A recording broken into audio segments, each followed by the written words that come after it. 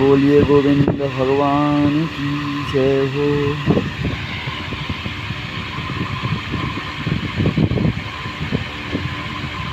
धर्म न दूसर सत्य समाना, आगम निगम पुराण बखाना। धर्म न दूसर सत्य समाना, सत्य ही धर्म है, धर्म ही सत्य है, दोनों एक दूसरे के पूरक हैं। जहाँ सत्य होगा वहाँ धर्म अवश्य होगा, जहाँ धर्म होगा वहाँ सत्य अवश्य होगा, और जहाँ सत्य और धर्म दोनों का समावेश है, संग है, वहाँ परमात्मा साक्षात रूप से प्रकट होता है। धर्म और अधर्म दो भाई हैं, तो दोनों ने कहा, अधर्म बोला हम श्रेष्ठ हैं, धर्म बोला नहीं भैया हम श्रेष्ठ हैं, धर्म बड़ा है अधर्म छोटा है।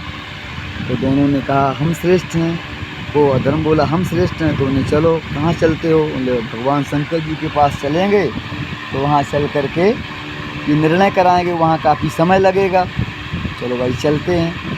ऐसा विचार करके धर्म और धर्म दोनों भाई चल देते हैं, और जाते हुए धर्म के पास जो भी मार्ग का खाना पीना की व्यवस्था रखी हुई है, तो अधर्म है कि भैया भूख लगी मुझे खिला दो, उसे खा लेता है, और धर्म के अंदर तो दया है तो वो तो उसे खिला देता है।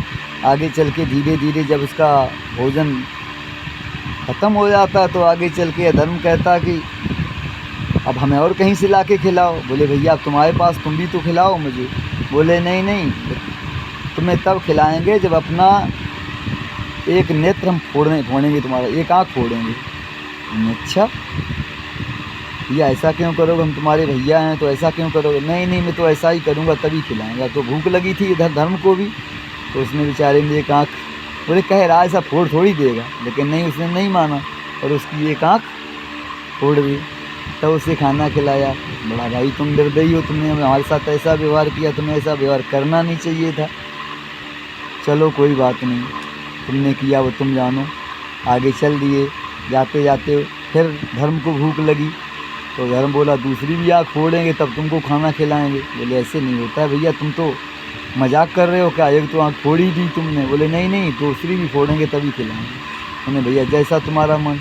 उसने दूसरी भी आँख फोड़ दी और कहने लगा कि एक राजा के राज में पहुँच करके कि अब तुम कुछ नहीं कर सकते हो हमारा, इसलिए हम ही श्रेष्ठ रहेंगे, तुम श्रेष्ठ नहीं रह सकते। चलो हम तो अब तुम्हारे लिए कुछ ले आए, हमारे पास तो है नहीं कुछ गाँव में। अब अधर्म का काम क्या है? अधर्म तो अनीति अन्याय यही सब करता है। अब गांव में गया, उस गलत नज़र से किसी को देखा, उसकी वहाँ पिटाई हुई, उसे राजा के यहाँ ले जाया गया, उसको जेल में डाल दिया गया। अब रात को एक धर्मशाला में धर्म रुका हुआ है, बेचारा आँख से तो अंधा हो गया है। अब एक बार चला निकलने के लिए, तो उधर से राजा ने एक मनौती मानी, उसकी एक कन्या थी, तो उसने ये एक मनौती मानी कि हमारी कन्या के लिए जो आज उपयुक्त वर मिलेगा उसी के साथ शादी कर देंगे।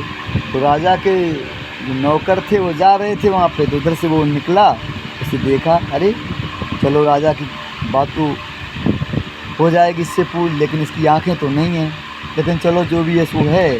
वो राजा के पास उनको लेके आ गया। अब देखा भाई सर्वांग सुंदर सब कुछ अच्छा है, लेकिन आंखें नहीं हैं, तो क्या करें? तो राजा ने कोई बात नहीं, हमने अपना वचन रखा था तो अपनी राजकुमारी की शादी उसके साथ कर दी, और उसे अपना एक ही कन्या थी, तो राजा ने उसको ही राजा बना दिया। इधर धर्म तो धर्म था, उसने परमात्मा का स्मरण किया, तो देवताओं ने अश्विनी कुमारों को वहाँ भेज दिया जो आँखों के वैद्य हैं, तो उन्होंने आके दोनों नेत्र ठीक कर दिए उसके। अब वो नेत्रों से भी दिखने लगा। अब तो राजा बन गया, और राजा बनने के बाद में राज का संचालन करने लगा। जब वो अधर्म पकड़ा गया तो उसे राजा के सामने उपस्थित किया, वो धर्म वही बैठा है राजगद्दी पर। उसने भैया तुमने तो मेरे साथ कोई अच्छा व्यवहार नहीं किया, लेकिन हम तो अब न्याय सिंहासन पर हैं, तो हमें क्या करें?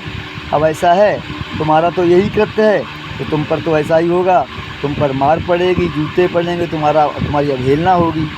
तो कहने दृष्टांत का कहने का तात्पर्य ये है कि जहाँ धर्म होता है, धर्म सर्वोपरि है, सबसे श्रेष्ठ है। वो राजाधिराज है, वो सिंहासन पर विराजमान होता है। और अधर्म और अनीति पर जो चलता है उसको अवहेलना का, अन्याय का सामना करना पड़ता है।